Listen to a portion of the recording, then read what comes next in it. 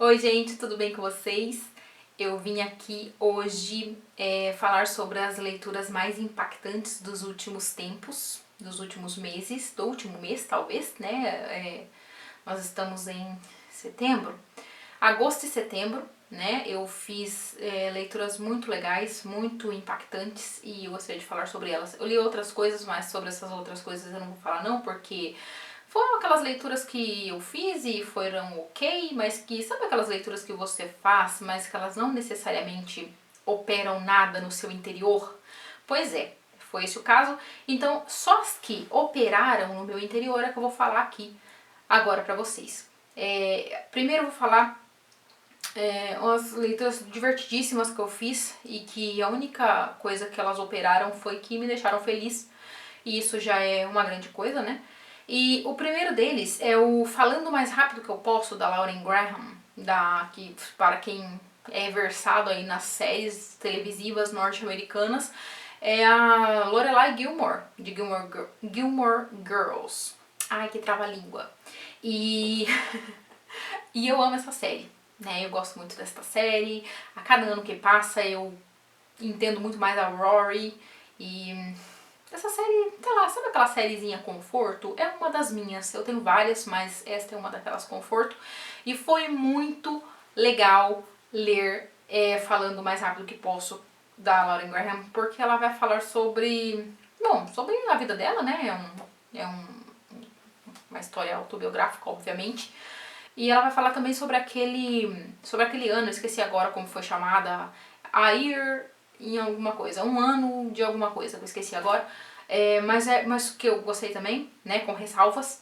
E, acabei gostando mais desse ano depois que eu vi a Lauren Graham falando sobre, depois que eu li, né.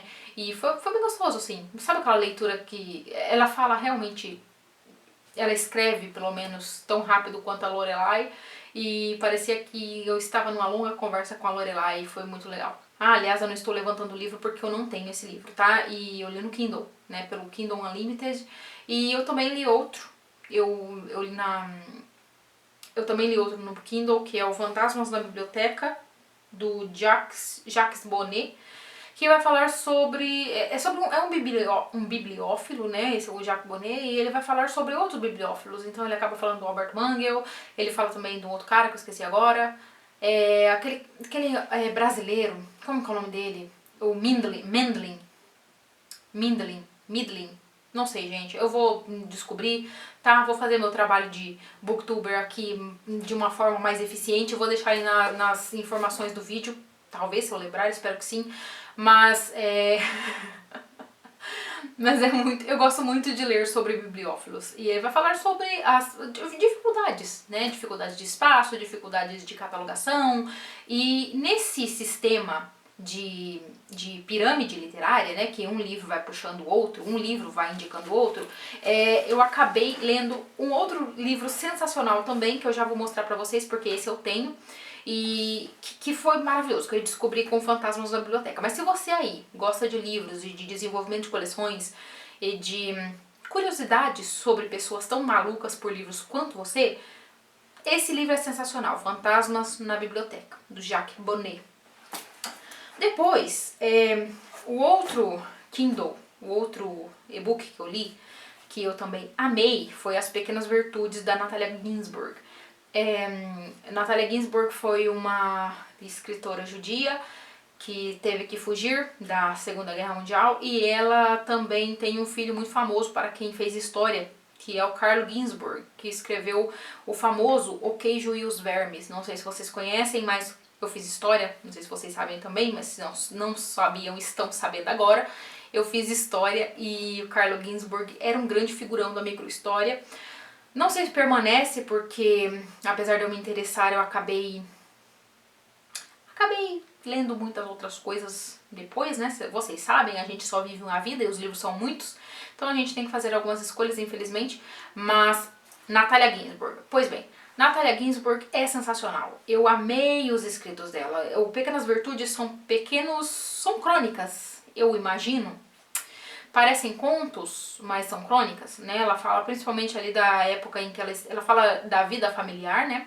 e ela vai falar muito sobre essa sensação de desterro. Uma das coisas que mais marcaram nas minhas leituras desses últimos meses foram a questão das memórias. Eu li muitos livros de memória, eu estou enfiada até o cabelo nos livros de memória, e vocês vão ver depois que eu li muita coisa, e estou lendo também muita coisa de memórias que eu amo, né, e de vez em quando dá aquele surto e eu saio lendo um monte de coisa.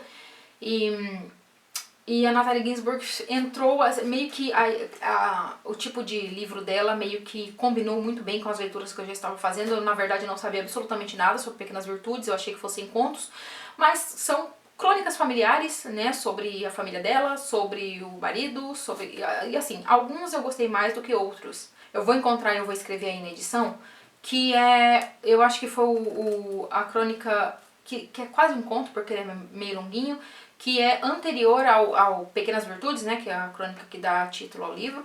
E, gente, eu amei, eu gostei demais, eu achei de uma delicadeza tão bonita, né, que ela vai falando sobre essa pessoa durante as várias fases da vida, imagino que sejam tanto quanto autobiográfica também, mas ela vai falando ali sobre essa pessoa que vai encontrando, vai se modificando ao longo do tempo, né, e como vem as dificuldades da vida, vem todas as tristezas e as felicidades, e a forma como a pessoa vai vendo a vida vai mudando no decorrer do conto. E eu amei, achei lindo, achei poético, gostei demais da escrita dela. Já coloquei vários na minha lista de desejos, que infelizmente ficará apenas lista de desejos, porque isso, né, não vou comprar livros até o fim do ano, assim, infelizmente. Estou meio triste com essa decisão minha, mas é uma decisão necessária. Enfim. Ai, gente, que horror, né? É aquela decisão que o autor de Fantasmas na Biblioteca entenderia muito bem. Enfim, vamos passando à frente, né? A Natalia Ginzburg realmente se tornou um grande interesse meu. Lerei outras coisas dela, principalmente um livro que tem casa no título, e eu já me interessei demais por esse livro, porém, né, como eu disse, vamos esperar aí um momento oportuno. Como eu disse pra vocês, o Fantasmas da Biblioteca, utilizando-se daquele esquema de pirâmide, acabou me indicando este livretinho aqui que eu amei, chamado A Casa de Papel, de Carlos Maria Domingues. Este livro, gente, vai falar... Na verdade, o Fantasmas da Biblioteca se utiliza muito desse livro como um exemplo, né? Esse livro aqui vai falar sobre este professor, que uma colega desse professor acabou de falecer, ela estava atravessando a rua lendo um livro e foi atropelada, né? E, bom, antes um livro do que tá vendo no celular, porque eu acho humilhante você ser morto enquanto você olha pro celular. Então, se é pra você utilizar a via pública de forma indevida e andar por aí com a cara em alguma coisa, eu acho mais elegante você morrer com a cara no livro. Mas não morra de qualquer forma, não leia e não veja celular enquanto estiver atravessando ruas, e eu farei o mesmo daqui, e a gente vai vivendo para ler mais livros, né? Mas, enfim, Casa de Papel. Essa mulher morre, esse professor, que é o cara que vai ser o personagem principal, ele acaba meio que se apoderando, ele vai ser o cara que vai ficar na vaga dela, e eles também foram amantes em um determinado momento da vida, e um dia ele recebe um livro todo lascado, cheio de concreto, todo sujo, do Joseph Conrad. Eu não lembro exatamente qual livro do Joseph Conrad, mas não era O Coração das Trevas, é um outro livro lá. E tá aí um autor, sabe, gente, que eu não tenho muito interesse. Se vocês já leram alguma outra coisa dele, O Coração das Trevas é um dos meus livros da vida. Aquele livro me impactou profundamente. Mas é engraçado porque eu vejo outros livros de Joseph Conrad e eu fico, cara, eu não tenho o mínimo interesse nesses livros. Vocês já leram alguma coisa desse homem? Vocês podem indicá-lo para mim? Sabe? Tem alguns autores assim que eu olho e eles escreveram às vezes a obra-prima que eu amei, e mesmo assim eles não conseguem me chamar. Ai, Joseph Conrad deve estar sem dormir agora. Se bem que ele morreu, né? Enfim, gente, A Casa de Papel. A Casa de Papel é o seguinte, eu já estava no meio da história e agora eu voltei pro começo. Esse professor, ele recebe esse livro que tá todo cheio de cimento e ele fica intrigadíssimo. Ele fala, que diabo é isso aqui, né? Por que esse livro tá desse jeito? E daí tem um bilhetinho também que o deixa muito curioso. E ele acaba indo, ele descobre o nome da pessoa que enviou esse livro e ele vai pesquisar quem é esse cara. Ele vai pesquisar por que esse livro chegou nessas condições. E, gente, o mistério é tão bom e vai falar exatamente o motivo de este livro ter sido usado como exemplo no Fantasmas de Papel é exatamente porque aqui tem um dos problemas de catalogação e classificação de biblioteca que um bibliotecário entenderia a dor deste homem. Este homem, o professor vai entrar nessa doideira de querer saber do que aconteceu com este cara, com o livro e com este homem que enviou esse livro para aquela professora, e ele vai acabar chegando num indivíduo que vai contar uma história, a história do enlouquecimento deste homem, que tinha muitos livros. Este homem era um herdeiro, eu estou dizendo, o homem que enviou o livro concretado lá para a professora. Tá? O professor que foi, o professor curioso que foi em busca da história está ouvindo deste outro indivíduo sobre o que aconteceu. Meu Deus do céu, parece uma matriosca, está ouvindo essa história. E a história diz o seguinte, que este cara, ele era um ricaço, ele recebeu uma herança. E ele era também um bibliófilo, então ele se interessava por absolutamente todo tipo de livro. E eu entendi a dor deste homem porque eu também me interesso por quase todos os tipos de livros. Qualquer livro pode me chamar a atenção, ele tem o potencial de me chamar a atenção. E isso, gente, é um pesadelo, tá? Isso é um pesadelo. Eu gostaria de ser daquelas pessoas que gostam de uma coisa só. Mas não, eu gosto de tudo. E daí é uma loucura, porque, né, as possibilidades são muitas. E daí... Ai, meu Deus. Ai. E daí, este homem, ele tem esse problema de classificação, porque tem um determinado momento da vida dele que ele não consegue mais encontrar os livros em lugar nenhum. E ele pensa, vou classificar minha biblioteca. E daí, ele escreve num caderno tudo sobre essa classificação. Ele começa a fazer a classificação neste caderno e ele vai, né, mapeando essa biblioteca dele. Só que um dia, acontece um incêndio. E quando os bombeiros vão apagar esse incêndio, eles detonam esse caderno deste homem. E este homem enlouquece. Assim, enlouquece mesmo. De pinelada, sabe? O bicho fica muito doido. Porque ele não tem mais aquele caderno que permitia que ele encontrasse livros em sua biblioteca. E daí, eu não posso contar. Porque esse livro é curtinho, é muito rápido de ler, mas é muito... A letrinha pequenininha também, tá, gente?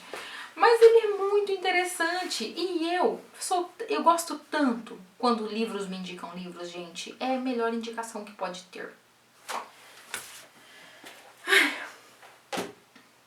Daí, eu vou ter que falar pra vocês sobre uma obsessão minha com um único livro. Que quando eu terminei de ler este livro, quando eu fechei a capa dele, eu automaticamente virei-o novamente e abri e comecei de novo. Porque, gente, o que eu estou dizendo aqui foi um caso de amor seríssimo com O Amante de Lady Chatterley, de D.H. Lawrence. Sério, eu pretendo fazer, olha, torçam aí se vocês tiverem interesse, né? Se não tiverem interesse, né? Não vou pedir pra vocês torcerem, mas torçam pra eu conseguir falar sobre as casas que tem nesse livro, porque esse é um dos livros de casas que eu quero falar, sabe? É a forma que eu tenho de falar sobre este livro sem falar sobre este livro, porque aqui eu senti muitas coisas. E foram coisas que eu não necessariamente quero expor. Ai, como ela é secreta, né? Então, mas é que foram coisas tão pessoais que eu senti lendo esse livro e que eu amei tanto, que foram tão belas e me impactaram de uma forma tão grande que eu não acho de bom tom vir aqui expor. Por outro lado, tem toda uma outra parte de questões sociais, de questões em que o D.H. Lawrence ele se debruça aqui, que eu acho tão sensacional que eu quero falar sobre esse livro, entendeu? É assim, eu fico meio triste de fazer livros sobre um único livro, porque a galera não vê, tá? Eu não sei porque vocês não dão bola pra vídeo com um livro só, porque, gente, se eu tô indicando aqui é porque eu gostei, porque é bom, tá? Ah, meu. E eu quero que vocês leiam também. Ou então eu quero que a gente troque figurinhas acerca de determinados livros. E esse é um dos que eu gostaria de trocar figurinhas. Não sei, sabe? Aqui neste momento do vídeo eu só quero dizer que eu amei muito este livro e que eu estou na segunda leitura, ainda não terminei, estou bem aqui na metade. Estou na metade porque ele também tem um texto gigantesco de introdução que eu vou falar pra vocês, que foi também um esquema de pirâmide que deu super certo e que agora eu estou envolvida até... Ai, como eu estou envolvida nessa outra leitura que veio daqui. E assim, gente, eu indico muito esse livro. Mas afinal, Cíntia Torres, vocês devem estar se perguntando sobre o que fala este livro. Pois bem, Cíntia Torres vai lhes dizer. Este livro é sobre o seguinte. Aqui nós temos o âmbito da Primeira Guerra Mundial, que era a tal da guerra para acabar com todas as guerras. E a gente já sabe como tudo se desenrolou, né? Tô meio ofegante hoje, né? Vocês estão sentindo que eu tô meio ansiosa, não sei porquê. Na verdade eu sei porquê, né? Porque, enfim, tá acontecendo um monte de rolê, meu olho tá tremendo, tô suspirando, tá complicado, mas ignorem, por favor. Gente, este livro acontece ali logo depois da Primeira Guerra Mundial, da Primeira Grande Guerra, né? Da guerra para acabar com todas as guerras. E temos aqui a Connie, que é esta moça muito vívida, muito cheia de vida, que acaba se casando com um rapaz da pequena aristocracia ali no interior da Inglaterra. E ela casa e daí no dia seguinte este homem vai pra guerra, né, assim como era muito costumaz naquele tempo. E não sei se, e vocês provavelmente sabem, porque saiu vários filmes e também porque tem uma literatura abundante acerca disso. E também, hoje em dia, temos muitos estudos sobre a Primeira Guerra Mundial, né? Não era assim na época, porque a guerra era a grande indizível, era o grande indizível, né? Falava-se sobre isso, que ninguém comentava porque tinha sido uma guerra que tinha destruído os sonhos de muitas pessoas, tinham destruído famílias, tinham destruído metade, sei lá, 80% da população masculina em idade hábil, né? Jovens. E foi horrível, né? Destruíram mato, destruíram florestas, destruíram bichos e destruíram seres humanos e foi um verdadeiro festival de sangue. E temos esse momento histórico aí. E a Connie, ela se casa com este homem. Quando este homem volta da guerra, ele volta da guerra porque ele ficou paraplégico. Na verdade ele não tá paraplégico, né? Paraplégico é quando a pessoa não consegue mover nada, se não me engano. Ele só não consegue mover as pernas, então ele tá numa cadeira de rodas e ele volta e da cintura para baixo ele não funciona, se é que vocês me entendem. Sendo homens do começo do século XX, se a pessoa não funcionava determinada parte útil, determinada parte essencial de seu corpo, eles não tinham lá muita criatividade para fazer outras coisas, se é que vocês me entendem, e não tinha muito interesse também, porque não sei se vocês sabem, vocês sabem, acho que vocês sabem, mas o prazer da mulher era uma coisa que quase ninguém sabia que existia e que ficava em segundo, terceiro, quarto, quinto lugar. Então a Connie, essa jovem toda cheia de vida, essa jovem toda cosmopolita, os pais dela eram aqueles boêmios ricaços que tinham salões literários, então ela estava toda acostumada a viver na vida abrangente, naquela vida cheia de cores e cheia de cultura. E, né, depois tudo acabou porque os jovens com quem ela e a irmã dela se confraternizavam morreram e nos campos de batalha, mas também porque ela vai para o interior da Inglaterra quando se casa. E ela acaba se tornando a enfermeira deste marido, que é autocentrado como qualquer nobre, seja pequeno ou grande, né? E aqui nós temos uma série de questões incríveis acerca de classes sociais e das mudanças que a industrialização estava fazendo na Europa e também a destruição do antigo sendo substituído de uma forma extremamente brutal pelo novo, e de como essa pequena aristocracia, e a aristocracia em geral, não tinha mais espaço naquele momento. E assim, gente, as discussões sobre classe e sobre este momento da história que o D.H. Lawrence viveu, né, inclusive ele era filho de operários, de mineiros, se não me engano, então ele sabia muito bem do que ele estava falando, é sensacional, sabe? É sensacional. E também tem a questão de que Connie estava ali, naquela parte da Inglaterra que era completamente fuliginosa, cinzenta, barrenta, naquele mausoléu em forma de casa, com aquele monte de parente morto pendurado nas paredes. Sabe, se vocês sabem, né? A fatídica casa nobre da Inglaterra em decadência.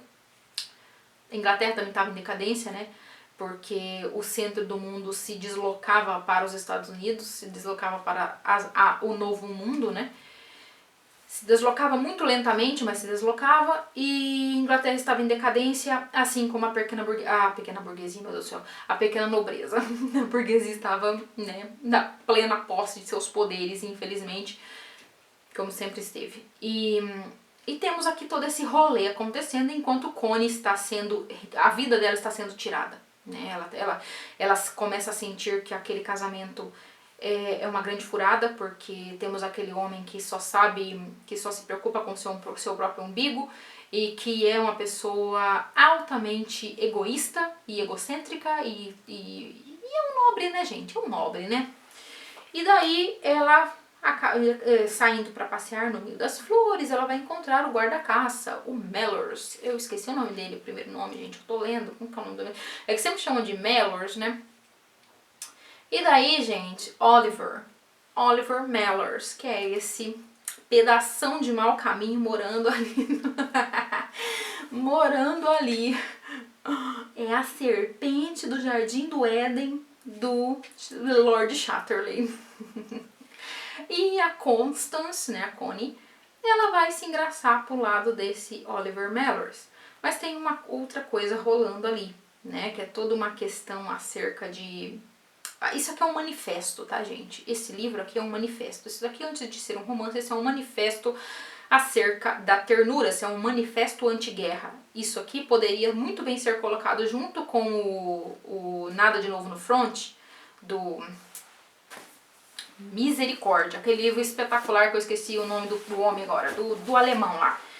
Poderia ser colocado junto com Nada de Novo no Front como um dos livros mais anti-guerras que eu já li, né, na vida. E sensacional, espetacular, com uma mensagem maravilhosa.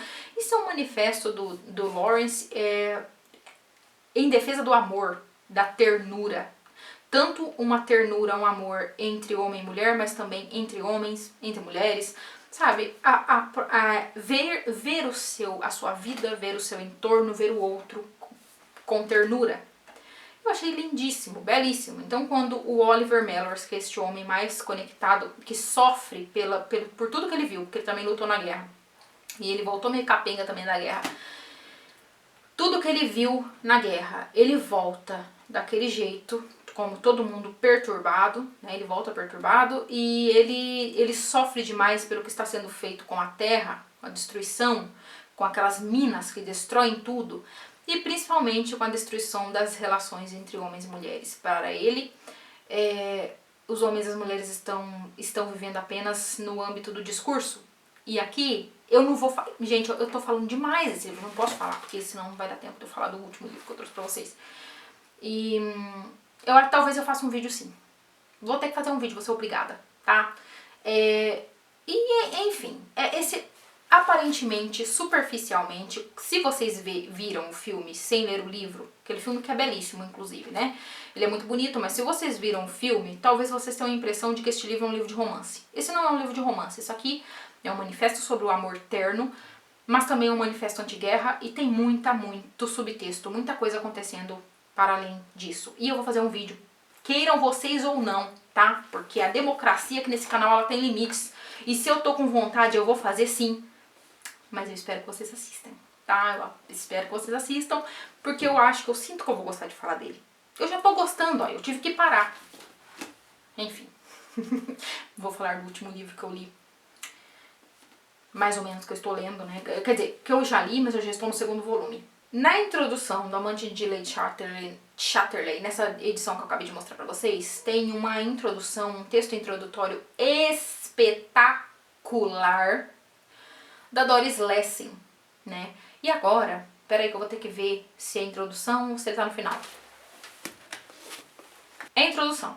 Então uma dica que eu dou pra vocês é: leiam esses textos apenas quando vocês terminarem de ler o livro, porque tem muita coisa ali que, né, para quem não gosta de spoilers e para quem não gosta de surpresinhas, de ser levado a interpretar o livro de uma determinada forma, é mais interessante que vocês leiam esses textos, os paratextos, depois da leitura do livro. Esse é um deles, o da Doris Lessing. E assim, eu já sabia da existência de Doris Lessing e eu meio que falava, sabe aquela autora que tá sempre ali no limiar ali do interesse, mas ela nunca chega perto o suficiente para eu procurá-la e para eu lê-la? Pois bem, essa introdução fez com que eu me apaixonasse por esta indivídua e fosse buscar coisas dela. Daí eu troquei no sebo isso aqui, porque não tem mais lugar nenhum, né?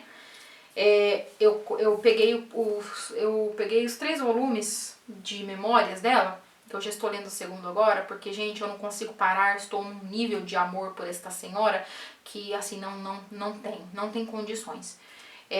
Troquei no sebo o Debaixo da Minha Pele, primeiro volume da minha autobiografia, ela é muito organizada, então ela já indica pra você o que é este livro. E eu li com muitas anotações e eu deixei tudo aqui na paleta de cores, porque agora eu sou dessas, uma pessoa muito elegante, muito fina, né?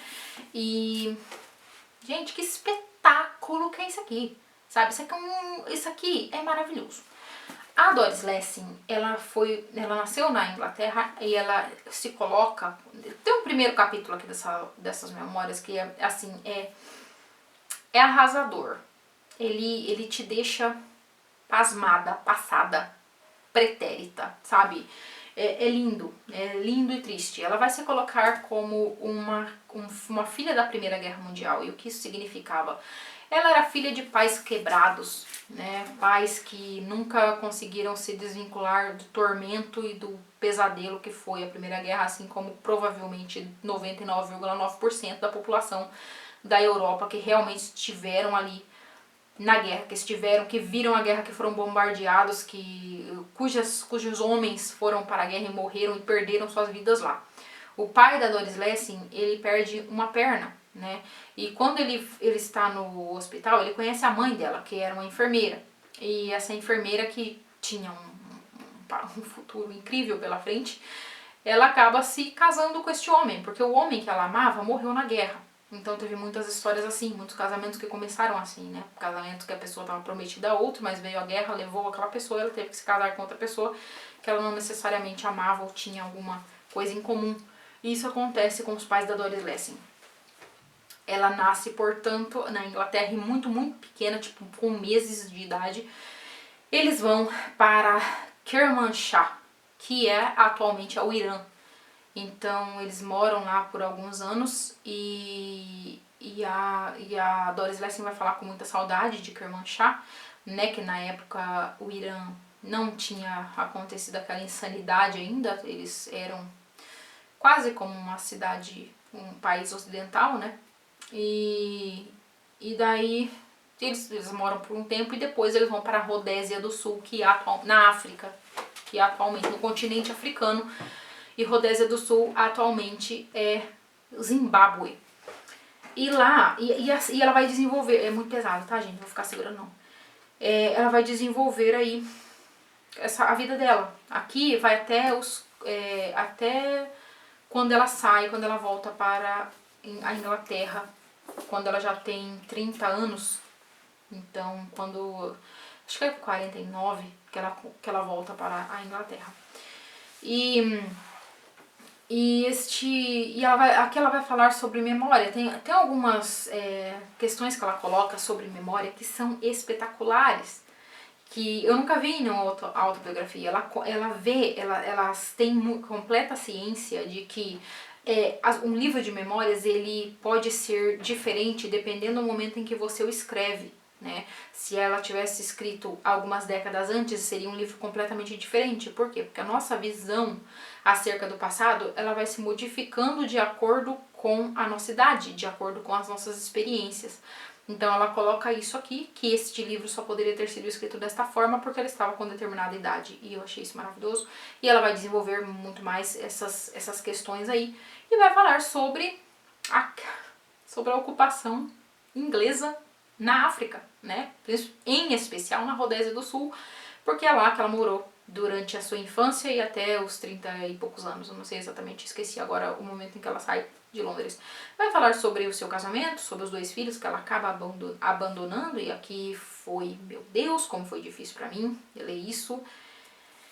E foi complicado porque, né, não julgueis para que não sejais julgados, mas eu julguei com muita força, e porque afinal de contas sou humana e julgo mesmo, principalmente pessoas que abandonam filhos, e aqui complicado. Mas esse livro aqui é um espetáculo, gente. Honestamente, é uma das melhores coisas que eu já li na minha vida, e eu já estou no 2º volume e eu estou amando igualmente, porque agora ele sai em Londres. Ela vai falar muito sobre o envolvimento dela no incipiente Partido Comunista da época, na Rodésia do Sul. E assim, aqui ela vai falar sobre o Entre Guerras, né, que não teve necessariamente um impacto bélico no lugar onde ela estava, mas eles ouviam muito do que acontecia, principalmente dos pilotos da RAF, né, da Real Força Aérea lá da Inglaterra, que eles treinavam ali na Rodésia do Sul, e usando o país alheio como seu campo de tiro. Então, teve vários... o continente africano foi invadido pelos alemães, pelos soviéticos. Em vários espaços geográficos eles foram invadidos, não chegaram exatamente na Rodésia do Sul, onde ela morava, mas aqui os impactos são levados pelos pilotos da RAF e também pelas pessoas que viajavam de lá pra cá, por ela mesma, né, pelas observações que ela faz. E a Doris Lessing foi uma das vozes iniciais ali que fazia, gente, ó, pensa bem, nós ingleses estamos tratando os nativos de uma forma péssima, né? A gente está tratando eles como se eles fossem animais, olha só, são pessoas. E assim, essa discussão era um campo minado, era uma bomba, era terrível, eles não poderiam fazer essas discussões. E ela foi uma das primeiras pessoas a suscitar essas discussões, e foi, né, inclusive... angariou muitos inimigos, mas ela me parece uma daquelas pessoas que não estão nem aí se arrumou inimigos ou não. Ela fala mesmo, e eu achei interessantíssimo. Pois bem, terminei esses foram os livros mais impactantes que eu li neste último mês, e daí eu já comecei a ler aqui o Andando na Sombra, que é o 2º volume da autobiografia dela. E tem também o 3º, que na verdade não é exatamente uma autobiografia, porque as pessoas sobre as quais ela estava falando no 3º volume estavam vivas. Então tinha todo um jeitinho ali de sobreviver, falando, mas sem falar. Então, pelo jeito, o 3º volume é meio diferentão. Estou ansiosa para lê-lo também. Estou lendo um na esteira do outro. Aqui nós temos Doris Lessing entrando novamente. Ela é muito crítica do regime comunista, né? E é muito interessante as coisas que ela fala sobre a impossibilidade do materialismo histórico dialético e do motivo pelos quais talvez... Eu sempre tenho essa impressão, né, que eu já estou entrando em outra discussão aqui que talvez tome espaço nesse vídeo, que não deveria necessariamente, mas é muito interessante ver uma pessoa que viveu essa época, que esteve imersa nas ideologias e sendo tão crítica a respeito, né? Porque eu sempre tive a impressão de que o materialismo histórico dialético, apesar de interessantíssimo em relação ao que propunha, eles se esquecem até hoje, né? Da subjetividade do ser humano. Eles fingem que ela não existe. E na autobiografia da Doris Lessing, isso fica evidente, sabe?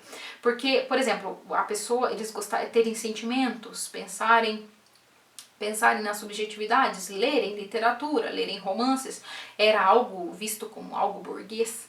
E sim, o romance nasce com a burguesia, né? Ian Watt. Quem estudou teoria literária sabe muito bem que o romance, ele ascende ali com a burguesia, O romance é burguês. Mas, antes do romance existiam outras coisas que também apelavam à subjetividade. Por quê? Porque o ser humano não é só materialismo. O ser humano também é subjetividade. E, né? Enfim, e ela fala muito sobre isso. Eu achei um espetáculo, achei maravilhoso e é isso aí. E agora eu vou mostrar pra vocês, rapidamente, um livro que eu estou lendo, porque eu estou nesse momento, assim, da leitura das biografias e dos livros de memórias. E eu amo livros de memórias brasileiros. E principalmente ali do começo do século XX, né, começo e meados do século XX, porque vejam bem, eu estou nesse momento histórico. Todas as minhas leituras estão convergindo ali para a Primeira Guerra Mundial. E daí que peguei o Sr. Pedro Nava, de Baú dos Ossos. Eu soube da existência do Sr. Pedro Nava por conta de Raquel de Queiroz. Raquel de Queiroz deu uma entrevista muito conturbada no Roda Viva, né? Teve uns momentos, para quem assistiu a entrevista no Roda Viva sabe muito bem que Caio Fernando Abreu não deu trégua para aquela senhorinha, principalmente por conta de seu passado um tanto quanto amigo demais dos generales, né, dos generais ali da ditadura. Complicadas relações de Raquelzinha. Raquel de Queiroz é uma das minhas escritoras favoritas de todos os tempos, não apenas uma escritora brasileira favorita, é uma das escritoras mais espetaculares que eu já vi na minha vida. A mulher, ela tem um domínio da narrativa que é uma coisa maravilhosa. E eu fiquei simplesmente embasbacada com o livro O Memorial de Maria Moura. E eu quero ler tudo que ela tem por aí, tudo que ela pode oferecer. Eu tenho alguns livros dela que eu ainda não li, pretendo ler em breve. Porque Raquelzinha é sensacional. E ela acabou se estrepando mais ou menos ali com Caio Fernando Abreu. Por conta dessas amizades não gratas, né? Que ela teve ali com os generales. Só que a entrevista é muito boa também em algumas partes, porque é Raquel de Queiroz falando dos livros dela, né? E tem uma parte que ela tá falando sobre alguns amigos literatos dela e ela fala sobre Pedro Nava. E quando ela fala sobre Pedro Nava, eu, né, muito pimpona, fui lá pesquisar quem diabos era Pedro Nava, que eu nunca tinha ouvido falar desse indivíduo. Pedro Nava foi um médico e ele também foi um escritor. E ele foi o grande responsável, deixa eu levantar a capa aqui pra vocês verem. Tá toda cebosa, porque eu já passei álcool, tá, gente? Porque os bibliotecários choram, mas eu passo álcool na capa do livro pra ele tirar um pouco dos ácaros que ele encontrou por aí pelo caminho. E eu sou acarofóbica. E sebofóbica também. Eu tenho pavor de sebo alheio. E daí eu passei um pouco de álcool aqui no livro todo. Só que o sebinho da capa, sabe? Eu acho que ele tava perto das intempéries e daí ele tá meio sujão ainda. Se vocês tiverem dicas para tirar barro de capa de livro, eu aceito. E daí tá. O que eu tava falando mesmo? Já esqueci. Tá, Pedro Nava foi um médico e ele foi um dos responsáveis por fazer um novo tipo de memória, de escrita memorialística, que foi completamente, que deu assim, que desbancou todo mundo. Quando ele apareceu com o Baú de Ossos, que é o seu primeiro livro de memórias, a galera ficou boquiaberta, meus jovens, a galera ficou doida. E daí tem muita gente elogiando Pedro Nava loucamente em todo canto, e eu fiquei, pois eu tenho que conhecer Pedro Nava. E daí, outra senhora também me ajudou muito a pegá-lo logo, que foi a Dona Helena. A Dona Helena, se você estiver assistindo, muito obrigada, porque você falando sobre ele, acabou me deixando com mais vontade, sabe? Que você falou sobre as casas, né? Que ele tem um quê de casas, ele sempre tá descrevendo casas. E eu fiquei muito feliz, porque eu adoro isso aí, descrição de casas, eu amo. E daí eu peguei Pedro Nava para ler. E estou gostando demais. Eu estou ainda bem no comecinho. Onde é que eu tô? Eu acho que eu não... Eu saí... Ó, pera. Ah, não, gente. Ó, eu li os textos de introdução, que para vocês terem uma ideia, sabe quem escreve o texto de introdução? Essas galera aqui, ó, Carlos Drummond de Andrade, né, que escreveu o Baú de Surpresas, como um dos textos de introdução, que ele vai se derreter em elogios para Pedro Nava, que era amigão dele. Ai, meu Deus, agora eu acabei de pensar, será que ele se derreteu em elogios porque o Pedro Nava era amigão? Mas eu acho que não, porque teve outras pessoas aí também. Tem esse cara, André Botelho, que eu já vi o nome dele em algum lugar, e também fala muito bem sobre essa escrita memorialística do senhor aqui. E eu tenho 5 volumes que a Companhia das Letras lançou. Porém, eles devem ter desistido. As memórias do Pedro Nava são publicadas originalmente em 7 volumes. Tem 7 volumes. E a Companhia das Letras meio que desistiu no 5º. Então assim, gente, agora tem uns livros feios lá pra completar minha coleção. Eu não quero aqueles, eu quero esta coleção aqui. Que ainda que cebosa, é bem bonita. Né? No meu caso, por exemplo, isso aqui, essa cebosidade toda, ela esconde uma capinha linda. Essa capinha aqui, ó. Então, se o sebo me incomodar muito, talvez eu seja obrigada a tirá-la e deixá-lo assim. O que vocês acham? Mas eu acho que não. Eu acho que eu vou deixar ela protegida mesmo dentro do sebo. E é isso, minha gente. Eu estou lendo essas coisas magníficas agora, tá? Eu só tô lendo livrão. Vocês têm ideia da felicidade que eu tô? Que eu só tô lendo livrão? Porque tem ano que só por Deus, né? Mas esse ano tá sendo maravilhoso. Então é isso, gente. Eu nunca falei tanto na minha vida sobre tão poucos livros. E eu espero que vocês tenham gostado. Deixem aí nos comentários se vocês já leram algum desses, se vocês gostam, se vocês têm interesse em Doris Lessing. Se vocês tiverem interesse, vão pesquisar na estante virtual, porque tem muito livro bom dela lá e tá bem baratinho. E esse Andando na Sombra, por exemplo, paguei bem barato nele. Eu troquei, na verdade, né? Então não paguei nada. Mas é muito bom mesmo. Muito obrigada a vocês que assistiram até aqui e até o próximo vídeo. Tchau, tchau!